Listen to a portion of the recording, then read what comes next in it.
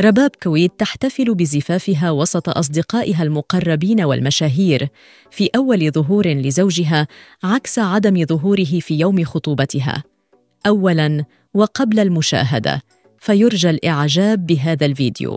في يوم يملأه البهجة والسرور، تحتفل الممثلة الشابة رباب كويد بحفل زفافها بإحدى قاعات الأفراح بالعاصمة الاقتصادية بالدار البيضاء، وسط أجواء مفعمة بالفرح والمحبة.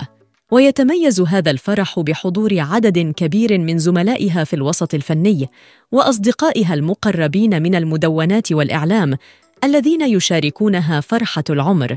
وكانت رباب كويد قد أعلنت شهر مارس المنصرم عن عقد قرانها على شاب من خارج الوسط الفني، كما تقاسمت صوراً من احتفالها الذي شهد حضور أفراد عائلتها فقط. وبمجرد نشرها بعض الصور من حفل عقد القران على منصات التواصل الاجتماعي، أثارت ردود فعل إيجابية وتهاني قلوب متابعيها. وفي هذا اليوم الخاص تنعم رباب بأجواء الاحتفال بزفافها، وتتشارك مع أحبائها لحظات لا تنسى تحمل في طياتها وعوداً بحياة جديدة مليئة بالسعادة والسلام.